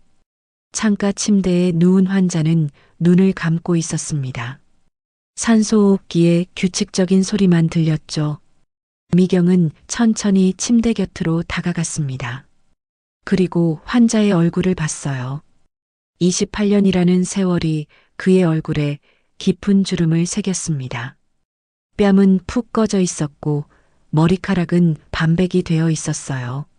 하지만 미경은 알 수 있었습니다. 그 눈매, 그 코, 그 입술의 모양. 분명했어요. 준호. 미경의 입에서 작은 목소리가 새어나왔습니다. 그 순간 준수의 눈꺼풀이 떨렸어요. 천천히 눈을 뜨는 준수와 미경의 시선이 마주쳤습니다. 몇 초간의 침묵이 흘렀어요. 준수의 눈이 점점 커졌습니다. 믿을 수 없다는 표정이었어요. 입술이 파르르 떨렸죠. 미경? 목소리는 쉬어 있었지만 분명했습니다. 미경은 그 자리에 주저앉을 것 같았어요. 28년간 그리워했던 바로 그 목소리였습니다. 당신, 정말 당신이에요? 미경의 목소리도 떨렸어요. 준수는 대답 대신 눈물을 흘렸습니다.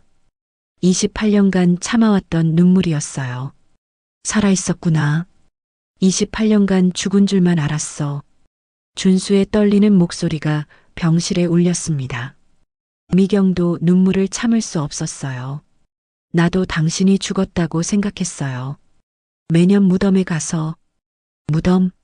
준수가 놀란 표정을 지었습니다. 미경은 28년간의 오해를 설명하기 시작했어요. 당신과 아기가 교통사고로 죽었다는 소식을 들었어요. 신문에도 났고 장례식도 치렀어요. 그게 다 거짓이었어. 미경아, 미안해. 준수가 힘겹게 말했습니다. 미경은 침대 옆 의자에 앉으며 물었어요. 왜 그런 거짓말을? 당신 부모님이 500만 원을 주면서 떠나라고 했어. 안 떠나면 너도 아이도 위험하다고 협박했거든. 미경은 충격을 받았습니다. 부모님이 그런 일을 했다니요. 그래서 아이와 함께 죽은 척하고 영주로 갔어. 28년간 태수 이름으로 살았지. 우리 아들이 정말 살아있어요? 미경이 떨리는 목소리로 물었습니다. 준수는 고개를 끄덕였어요. 태수야, 지금 28살이 됐어. 하지만 본인은 출생의 비밀을 몰라. 태수가, 김태수가 우리 아들이었어요? 미경은 믿을 수 없었습니다. 한 달간 함께 일했던 그 청년이 자신의 아들이었다니요. 당신이 한성운송 회장이라는 걸 뉴스에서 봤어. 태수가 거기 취직했다고 하더라고. 그럼 당신도 알고 있었어요? 의심은 했지만 확신할 수 없었어. 설마 우리 아들을 회장님이 직접. 준수의 말이 끊겼습니다. 기침이 심하게 나왔어요. 휴지에 피가 묻어났습니다. 많이 아프세요? 미경이 걱정스러운 표정으로 물었습니다. 준수는 고개를 저었어요. 괜찮아. 이제 당신을 다시 만났으니까. 폐암이라고 들었어요. 수술해야 한다면서요? 돈이 없어서 못하고 있어. 태수가 온갖 노력을 다하고 있는데 미경은 가슴이 아팠습니다. 자신이 모르는 사이에 가족이 이렇게 고생하고 있었다니요. 그런데 태수가 오늘 해고당했어요. 뭐라고? 준수가 놀라며 몸을 일으켰어요. 미경은 오늘 있었던 일을 설명했습니다. 제가 태수에게 특별한 관심을 보였다는 이유로 이사들이 문제 삼았어요. 막을 수가 없었어요. 우리 아들이 또 준수의 목소리가 절망에 차 있었습니다. 미경은 준수의 손을 잡았어요. 이제 모든 걸 바로잡을 거예요. 28년간의 오해도 우리 가족도. 그때 병실 문이 열렸습니다. 태수가 들어오다가 미경을 보고 놀란 표정을 지었어요. 회장님이 왜 여기에? 태수는 이해할 수 없었습니다. 자신을 해고시킨 회장이 아버지 병실에 와 있다니요. 미경과 준수는 서로를 바라봤습니다. 이제 모든 진실을 말해야 할 때가 왔어요.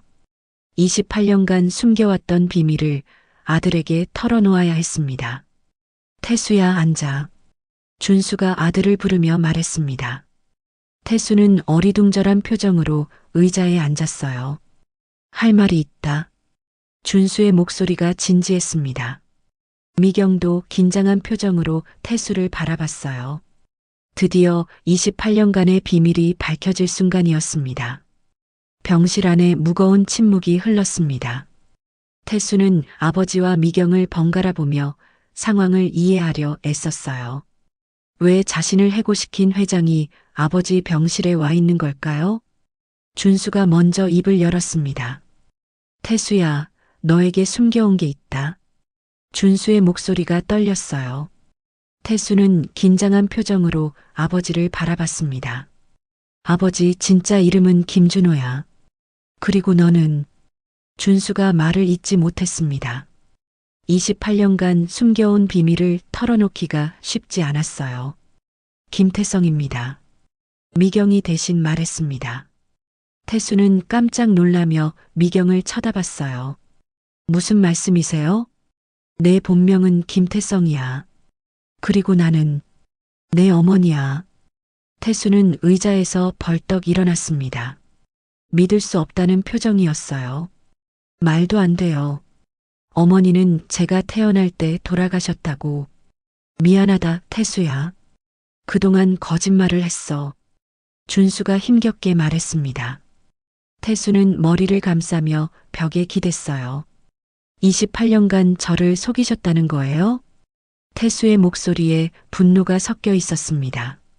준수는 고개를 숙였어요. 어쩔 수 없었어. 너와 내 엄마를 지키기 위해서였어. 미경이 차근차근 설명하기 시작했습니다.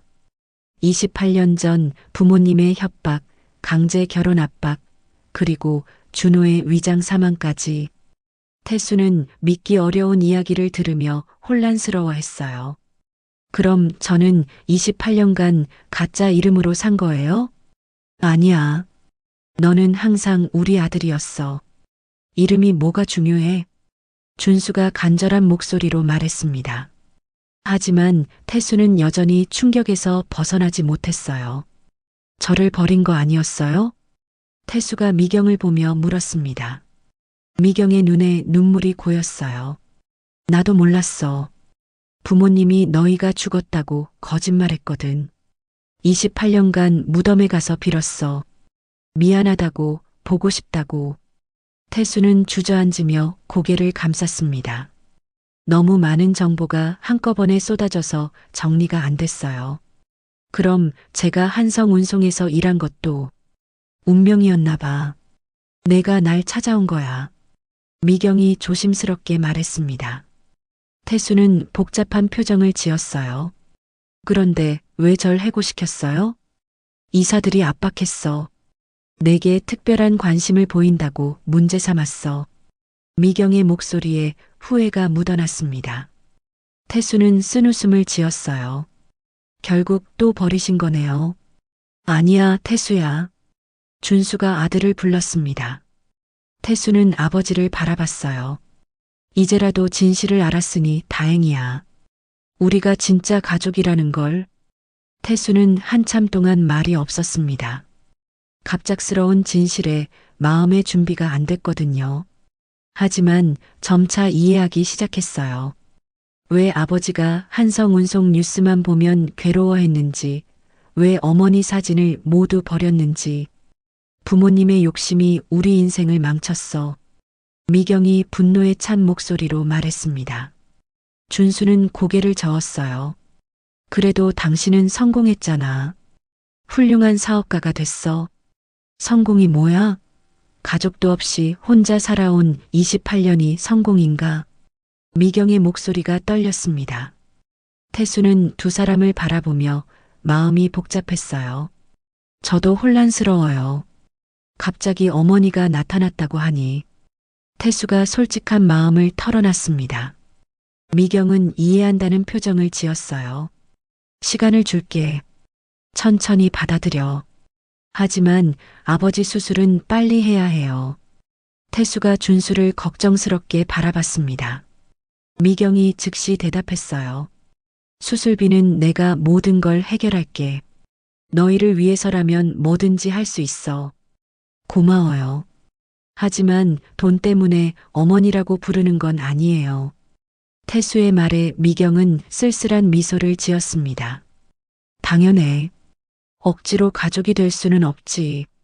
그때 준수가 기침을 심하게 했어요. 태수가 황급히 물을 가져다 드렸습니다. 아버지, 괜찮으세요? 괜찮아.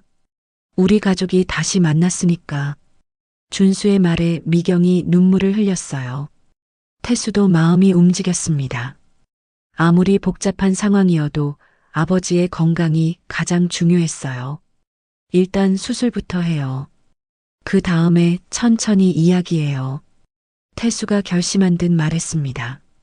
미경은 고마운 마음이 들었어요. 내일 당장 병원에 수술비를 입금할게. 최고의 의료진으로 모실게. 감사합니다. 어머니. 태수가 처음으로 어머니라고 불렀습니다. 어색했지만 진심이 담겨 있었어요. 미경은 가슴이 뭉클했습니다. 그리고 이제 모든 걸 바로잡을 거야. 미경의 목소리에 결의가 담겨 있었습니다. 태수가 의아한 표정을 지었어요. 무슨 뜻이에요? 박성훈과 이사들에게 진실을 말할 거야. 내가 내 아들이라는 걸. 그럼 회사에서 문제가 되지 않을까요? 상관없어. 이제는 가족이 더 중요해. 미경의 말에 준수가 걱정스러운 표정을 지었어요. 괜찮겠어? 회사 일이 복잡해질 텐데. 28년간 숨어 살았잖아. 이제는 당당하게 살고 싶어. 미경의 의지가 확고했습니다. 태수도 점차 상황을 받아들이기 시작했어요. 그럼 저도 도울게요. 제가 할 수 있는 일이 있다면. 고마워, 태성아. 미경이 처음으로 태수의 본명을 불렀습니다. 태수는 어색하면서도 뭔가 따뜻한 기분이 들었어요. 세 사람은 서로의 손을 잡았습니다. 28년 만에 처음으로 진짜 가족이 된 순간이었어요. 앞으로 해결해야 할 문제들이 많았지만 이제는 혼자가 아니었습니다. 한성운송 본사 대회의실에는 긴장감이 가득했습니다. 주주총회 당일 오전 10시부터 시작된 회의는 이미 2시간째 계속되고 있었어요. 기자들과 주주들이 빼곡히 들어찬 회의실 분위기가 예사롭지 않았습니다. 박성훈이 연단에 서서 마이크를 잡았어요. 오늘 이 자리를 빌려 중대한 안건을 상정하려 합니다. 박미경 회장의 자격 박탈에 관한 건입니다. 회의실이 술렁였습니다. 기자들이 일제히 카메라를 들이댔어요. 박성훈은 만족스러운 표정으로 자료를 펼쳐 보였습니다. 회장이 개인적 감정으로 회사 경영을 좌지우지하고 있습니다. 신원불명의 기사에게 특혜를 주고 심지어 기밀회의에까지 참석시켰어요. 주주들 사이에서 웅성거림이 일었습니다.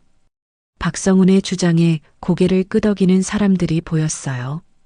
그때 회의실 문이 열리며 미경이 들어왔습니다. 평소와 달리 차분하면서도 단호한 표정이었어요. 뒤따라 태수도 함께 들어왔습니다. 박 전무님 말씀 잘 들었습니다. 미경이 연단 앞으로 걸어가며 말했어요. 박성우는 당황한 기색을 보였습니다. 회장님, 지금은 회의 중입니다. 저도 이 회의에 참석할 권리가 있죠. 그리고 해명할 기회도요. 미경의 목소리에는 흔들림이 없었습니다. 주주들과 기자들의 시선이 모두 그녀에게 집중됐어요. 숨겨왔던 진실을 말씀드리겠습니다. 미경이 마이크를 잡고 회의실을 둘러봤습니다. 그녀의 눈빛에는 결의가 담겨 있었어요. 28년 전 저는 24살의 어린 여성이었습니다. 가난한 버스 기사와 사랑에 빠져 아들을 낳았어요. 회의실이 조용해졌습니다. 예상치 못한 고백에 모든 사람들이 귀를 기울였어요. 하지만 부모님은 그 사랑을 인정하지 않았습니다. 회사 위기를 이유로 저를 다른 남자와 강제 결혼시키려 했어요. 미경의 목소리가 떨렸지만 계속 이어갔습니다. 남편과 아들이 위험하다고 느낀 그는 저와 아이를 지키기 위해 교통사고로 죽은 척했어요. 28년간 저는 그들이 정말 죽었다고 믿었습니다. 기자들이 열심히 받아적기 시작했어요. 주주들도 충격적인 이야기에 몰입하고 있었습니다. 매년 8월 15일 제 아들의 생일에 무덤을 찾아가 빌었어요. 미안하다고, 보고 싶다고. 미경의 눈에 눈물이 고였습니다. 회의실 분위기가 숙연해졌어요. 그런데 한 달 전 운명처럼 제 아들이 회사에 나타났습니다. 바로 김태수 기사였어요. 모든 시선이 태수에게 집중됐습니다. 태수는 긴장한 표정으로 서 있었어요. 처음에는 확신할 수 없었습니다. 하지만 점점 확신하게 됐어요. 운전하는 버릇, 말투, 모든 게 그의 아버지를 닮아 있었거든요. 박성훈의 얼굴이 창백해졌습니다. 자신의 계획이 무너지고 있다는 걸 느꼈어요. 그래서 특별히 관심을 보인 게 맞습니다. 하지만 그건 사적인 감정이 아니라 모성 본능이었어요. 미경이 태수를 바라보며 말했습니다. 부모의 욕심이 가족을 갈라놨습니다. 28년이라는 긴 시간 동안 우리는 서로를 그리워하며 살았어요. 회의실에서 훌쩍이는 소리가 들렸습니다. 몇몇 주주들이 눈물을 닦고 있었어요. 그때 태수가 앞으로 나섰습니다. 저는 김태성입니다. 회장님의 친아들이 맞아요. 태수의 목소리가 회의실에 울렸습니다. 기자들이 더욱 열심히 사진을 찍기 시작했어요. 하지만 저는 특혜를 받기 위해 여기 온 게 아닙니다. 제 능력을 보여드리고 싶어요. 태수가 준비해온 자료를 펼쳐 보였습니다. 한성운송의 물류 시스템 혁신안입니다. 현재 운송비를 20% 절감하고 배송 시간을 30% 단축할 수 있는 방안이에요. 태수는 자신감 있게 프레젠테이션을 시작했습니다. 복잡한 물류 네트워크를 간단 명료하게 설명했어요. 주주들이 관심을 보이기 시작했습니다. 이 시스템을 도입하면 연간 100억 원의 비용 절감 효과가 있을 것으로 예상됩니다. 태수의 발표가 끝나자 회의실에서 박수가 터져 나왔습니다. 주주들이 감탄하며 고개를 끄덕였어요. 전 혈연관계 때문이 아니라 능력으로 인정받고 싶습니다. 태수의 당당한 모습에 미경은 자랑스러웠어요. 28년 만에 만난 아들이 이렇게 훌륭하게 성장했다니. 주주 한 명이 일어서서 말했습니다. 감동적인 이야기입니다. 그리고 혁신안도 훌륭해요. 회장 박탈안에 반대합니다. 다른 주주들도 하나둘 일어서기 시작했어요. 기립박수가 회의실을 가득 메웠습니다. 박성우는 절망적인 표정을 지었어요. 자신의 계획이 완전히 실패한 걸 깨달았습니다. 박성훈 전무님, 미경이 그를 바라보며 말했어요. 28년간 회사를 위해 애써주셨지만 이제는 새로운 변화가 필요해요. 박성우는 고개를 숙였습니다. 더 이상 버틸 명분이 없었어요. 사퇴하겠습니다. 박성훈의 말에 회의실이 다시 술렁였습니다. 기자들이 바쁘게 기사를 작성하기 시작했어요. 주주총회가 끝난 후 기자들이 미경과 태수를 둘러쌌습니다. 정말 인간적인 스토리네요. 감동적입니다. 28년 만에 재회, 어떤 기분이세요? 질문이 쏟아졌지만 미경은 차분하게 대답했어요. 가족보다 소중한 건 없다는 걸 깨달았습니다. 앞으로는 회사와 가족, 두 마리 토끼를 모두 잡겠어요. 태수도 당당하게 대답했습니다. 혈연을 앞세우지 않겠습니다. 오직 실력으로만 인정받고 싶어요. 기자들이 만족스러워했어요. 좋은 기사거리가 생겼으니까요. 회의실을 나서며 미경과 태수는 나란히 걸었습니다. 28년 만에 진짜 모자가 된 기분이었어요. 태성아, 고생했어. 이제 시작이에요, 어머니. 두 사람의 얼굴에 미소가 떠올랐습니다. 앞으로 해결해야 할 일들이 많았지만 이제는 함께였어요. 그것만으로도 충분했습니다. 3개월 후 대구 동산병원 VIP 병실에는 따뜻한 웃음소리가 가득했습니다. 준호의 폐암 수술이 성공적으로 끝나고 회복기에 접어든 지 한 달째였어요. 창밖으로 보이는 가을 단풍이 아름다웠습니다. 아버지, 오늘 퇴원하시는 거 맞죠? 태성이 병상 옆에 앉아 물었습니다. 준호는 훨씬 건강해진 얼굴로 미소 지었어요. 그럼 의사 선생님이 완전히 회복됐다고 하셨어. 준호의 목소리에도 생기가 돌아왔습니다. 수술 전과는 비교할 수 없을 정도로 건강해 보였어요. 미경이 과일 바구니를 들고 병실로 들어왔습니다. 요즘 들어 표정이 한결 밝아진 모습이었어요. 준호 씨 컨디션 어때요? 덕분에 새 사람이 된 기분이야. 정말 고마워. 준호가 진심으로 감사의 마음을 표현했습니다. 미경은 부끄러운 듯 손을 저었어요. 가족인데 당연한 거죠. 태성은 두 사람을 바라보며 흐뭇한 표정을 지었습니다. 3개월 전만 해도 상상할 수 없었던 일이었어요. 이제는 정말 가족 같은 분위기가 자연스러웠습니다. 그런데 태성아, 회사 일은 어때? 준호가 아들을 걱정스럽게 바라봤습니다. 태성은 자신 있는 표정으로 대답했어요. 물류역 신팀장으로 승진했어요. 최연소 이사래요. 정말? 우리 아들이? 미경이 놀라며 물었습니다. 태성은 고개를 끄덕였어요. 혁신안이 대성공이었거든요. 실제로 운송비가 22% 절감됐고 배송 시간도 35% 단축됐어요. 준호가 자랑스러워하며 태성의 어깨를 두드렸습니다. 역시 우리 아들이야. 능력으로 인정받는 거 보니 기특해. 태성은 부끄러워하며 머리를 극적였어요. 28년 만에 느끼는 가족의 따뜻함이 새로웠습니다. 아, 그리고 정식으로 김태성으로 이름도 바꿨어요. 태성이 새로 만든 명함을 보여줬습니다. 한성운송 물류역 신팀장 김태성이라고 적혀 있었어요. 이제야 진짜 우리 가족이 된 기분이야. 미경이 감격스러워하며 말했습니다. 28년간 그리워했던 아들의 이름을 되찾은 순간이었어요. 퇴원 수속을 마치고 세 사람은 함께 병원을 나섰습니다. 태성이 운전하는 새 차에 준호와 미경이 타고 있었어요.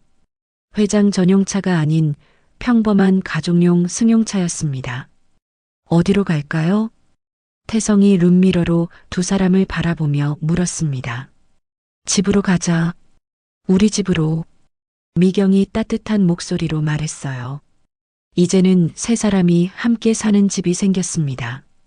차가 출발하기 전 태성이 무의식 중에 대시보드를 2번 두드렸습니다. 어릴 때부터 해온 버릇이었어요. 그 순간 준호도 뒷좌석에서 문틈을 2번 두드렸습니다. 미경도 창문을 2번 두드렸어요. 세 사람이 서로를 바라보며 웃음을 터뜨렸습니다. 우리 정말 가족이네. 태성이 웃으며 말했습니다. 준호와 미경도 함께 웃었어요.